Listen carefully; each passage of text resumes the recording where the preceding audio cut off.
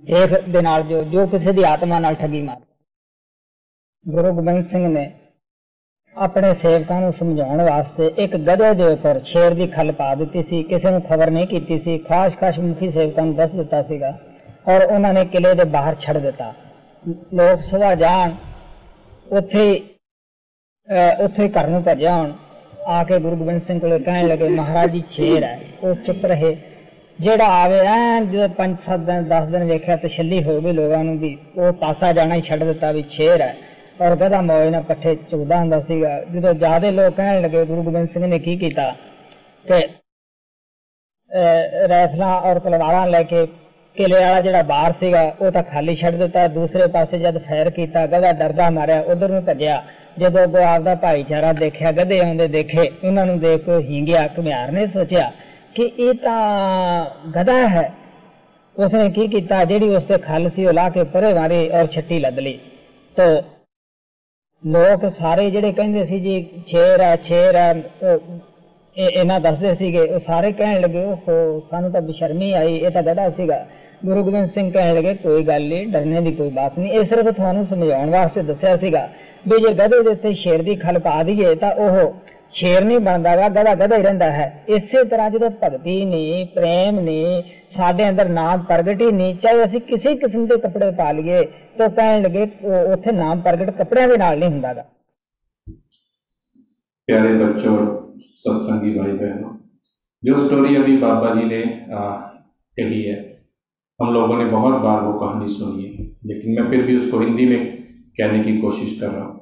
एक बार की बात है कि गुरु गोविंद सिंह जी ने अपने शिष्यों को समझाने के लिए एक गधे के ऊपर शेर की खाल डाल दी और अपने कुछ खास सेवादारों को ही उसके बारे में जानकारी दी गई, बाकी किसी को नहीं बताया। और उस गधे को अपना जो उनका किला था उसके बाहर छोड़ दिया गया।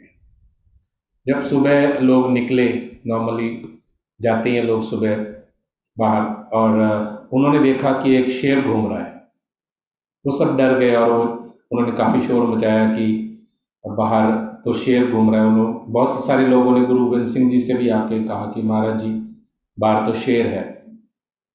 और भी लोगों ने बहुत सारी बातें कहना शुरू कर दिया।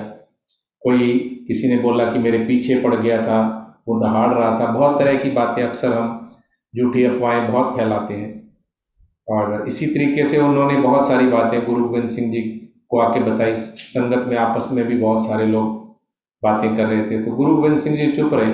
जब 5-7 दिन लोगों को पूरा यकीन हो गया कि वास्तव में शेर है और उन्होंने बाहर जाना छोड़ दिया, तो उन्होंने गुरु गोविंद सिंह जी ने अपने सेवादारों को बोल के किले का गेट खोल दिया और दूसरी तरफ जाके शोर मचाया। और वो जो गधा था जिसके ऊपर शेर की खाल डाली हुई थी दौड़ के किले के अंदर आ गया, और जिस तरफ बाकी गधे थे उसने अपने, बाबा जी अक्सर मजाक में कहा करते थे कि गधे ने जब अपनी साथ के देखे और वो भाग के उनके पास गया, और जैसे गधे आमतौर पे आवाज़ निकालते हैं उसी तरीके से उस गधे ने भी वैसी आवाज़ निकाली, हींगना शुरू किया।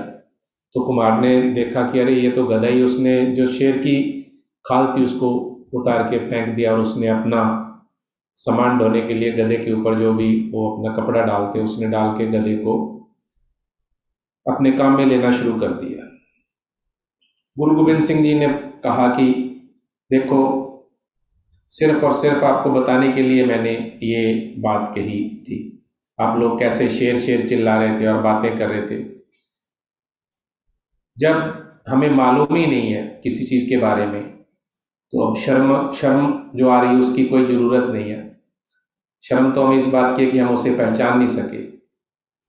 गुरु गोविंद सिंह जी ने हमें इस कहानी के माध्यम से, और बाबा जी ने भी ये कहने बताया है कि जब हम भक्ति नहीं करते, हमारे अंदर प्रेम नहीं होता, और अंतर में जब प्रेम ही नहीं है तो गुरु कहाँ से प्रकट होंगे।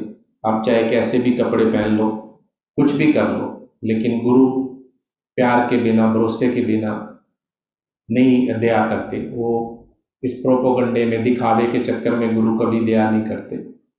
इस कहानी से जो हमें शिक्षा मिलती है कि दूसरों को खुश करने के चक्कर में हमें दिखावा नहीं करना चाहिए। जो लोग ऐसा करते हैं वो हमेशा परेशान रहते हैं। दिखावा करके झूठ बोलने का कोई फायदा नहीं, दूसरों को इम्प्रेस करने की कोई ज़रूरत नहीं है, किसी की कोई बराबरी करने की भी कोई ज़रूरत नहीं है। हम ऐसा करके खुशी नहीं प्राप्त कर सकते, उल्टा और परेशान हो जाते हैं। परमात्मा ने जो दिया है, दूसरे से कंपटीशन करके अपना वक्त ना बर्बाद करें, अपनी खुशी ना खराब करें। जो परमात्मा ने हमें दिया है उसमें खुश रहना चाहिए और गुरु की सेवा करनी चाहिए। जिंदगी इस तरीके से जियो कि सबको अच्छा लगे। इस कहानी से हमें बहुत सारी चीज़ें सीखने को मिलती, खास करके बच्चों के लिए तो ये है कि आप अपना दिल लगा के पढ़ाई करें। कोई अगर अच्छा करता है, मैंने हमेशा कहा है कि अगर कोई अच्छी पढ़ाई करता है उससे जलन नहीं करें, ईर्ष्या नहीं करें, उससे कंपटीशन करके अच्छा पढ़ने की कोशिश करें, ना कि परेशान हो।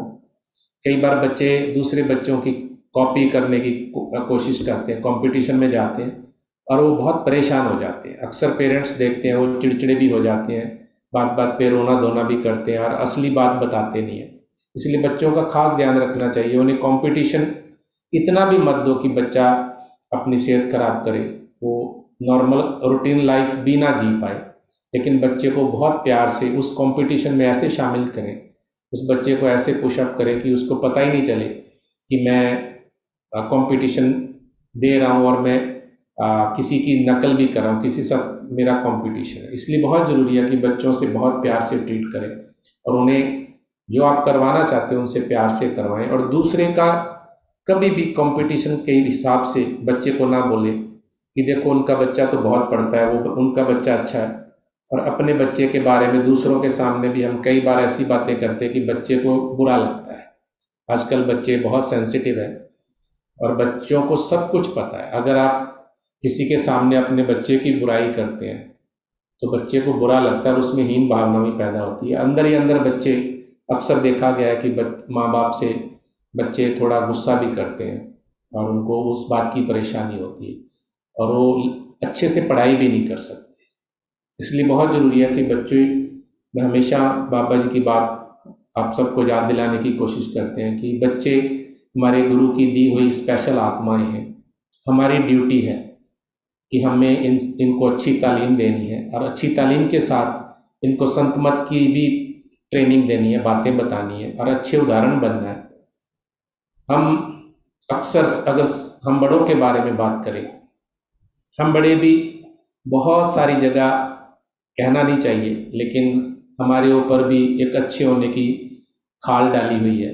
बाबा जी ने हमेशा हम पे दया करके हम सबको बहुत बहुत अच्छा कहा है। हर एक को, हर सत्संगी को कहा है कि तू बहुत अच्छा है, तू बहुत सियाना है, तू बहुत समझदार है, तू बहुत अच्छी सेवा करता है।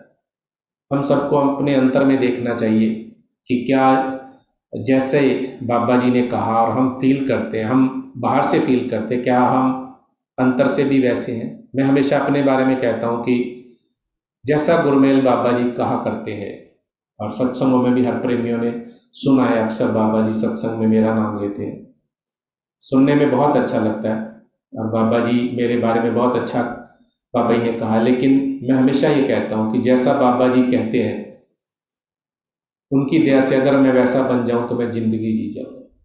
अभी वैसा बनने में मैं बहुत दूर हूँ, आसपास भी नहीं हूँ। मैं भी कोशिश करता हूँ, मेरे में भी हजारों कमियां हैं। मैं इसलिए अपना उदाहरण देता हूँ कि हम सब जो मेरे बहन भाई मेरे अपने हैं, संगत में हैं, चाहे वो सेवादार हैं, चाहे वो सत्संग में आते हैं, भजन अभ्यास के लिए आते हैं, सत्संग सुनने के लिए आते हैं, मैं इसको इस तरीके से उदाहरण लेता हूँ। क्या हमारे ऊपर भी गुरु ने जो शेर वाली खाल डाली है, क्या हम अंतर से उस जैसे तो नहीं है? हमें बहुत ध्यान से इस स्टोरी को हल्के में ना ले, मजाक में नहीं लेना चाहिए कि गधे के ऊपर शेर की खाल डाली हुई थी। हमारे ऊपर भी, हम सब के ऊपर। मैं ये नहीं कहता कि सारे मेरे जैसे ही हैं, मेरे से संगत में बहुत अच्छे प्रेमी हैं, बहुत अच्छा अभ्यास करते हैं, उनका बहुत अच्छा नित्य नियम है। लेकिन जो मेरे जैसे हैं, जिनके ऊपर बाबा जी ने अच्छे की खाल डाली हुई है, उनको अपने अंतर जरूर देखना चाहिए।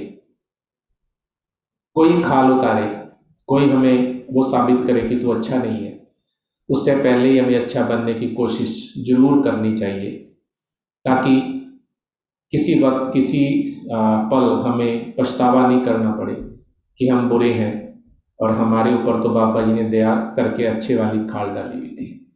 इसलिए बहुत ज़रूरी है उस चीज़ को हटाने के लिए, उस चीज़ को, उस दया को प्राप्त करने के लिए मैंने हमेशा बाबा जी की हर बात कहने की कोशिश किया है। हालांकि जैसा कहना चाहिए मुझे वैसा सलीका नहीं है, मैं भी सीख रहा हूँ, कोशिश कर रहा हूँ।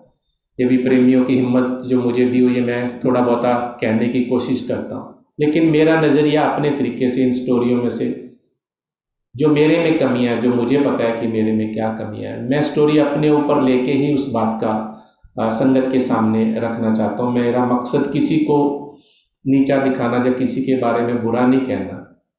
मैं अपना ही उदाहरण देता हूँ कि ये सारी कमियां मेरे में हैं और मेरे ऊपर भी बाबा जी ने अच्छे वाली खाल डाली हुई है, और मैं भी कोशिश कर रहा हूँ कि मैं वैसा ही बनूँ जैसा बाबा जी ने हमेशा कहा है। जैसा बाबा जी सत्संगों में जहाँ शब्द गाने के लिए कहते थे, बाबा जी ने बहुत बार, और संगत भी कहती है कि आप बहुत अच्छा गाते हो। आज भी कोई बच्चा मुझे कह रहा था कि अंकल जी आप बहुत अच्छा शब्द गाते हो। ये अच्छाई वाली खाल तो बाबा जी की दी हुई है।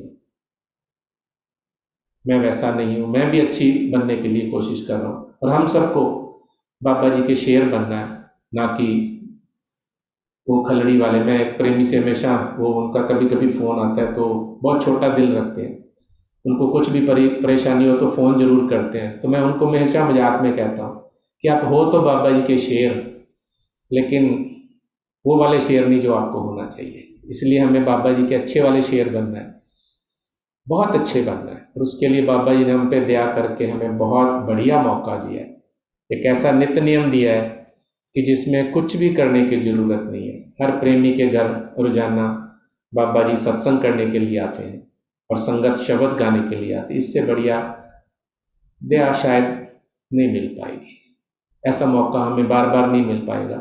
हालांकि हम हमेशा अपने गुरु के आगे फरियाद करते हैं कि ये दया हम सब पे हमेशा बनी रहे, ताकि हम आपकी याद में दिन रात जो बैठते हैं उसका असर दिन में भी रहता है। हर पल हर सांस के साथ अगर हमने कोशिश की है तो सिमरन भी होता रहता है, और किसी न किसी रूप में, किसी न किसी बात के जरिए हम अपने गुरु से जुड़े रहते हैं। इसलिए बहुत ज़रूरी है। मेरे सारे अजीज़ हैं, और मैं बहुत दिल से बात कहना चाहता हूँ कि हमें वैसे वाला नहीं बनना, हमें असली वाला शेर बनना है। बाबा जी बहुत दयालु हैं, उन्होंने दया में कोई कमी नहीं छोड़ी। बेवकूफ़ियाँ तो हमारी ही है, और हम कोशिश करेंगे कि हम बेवकूफ़ियाँ कम से कम करें। हालांकि हम दुनियावी जीव हैं, हमसे गलतियाँ होती रही हैं, होती रहेंगी, बट फिर भी हम अपनी तरफ से बेस्ट कोशिश करेंगे, और गुरु दयालु हुआ, वो दयालु जरूर दया करेंगे।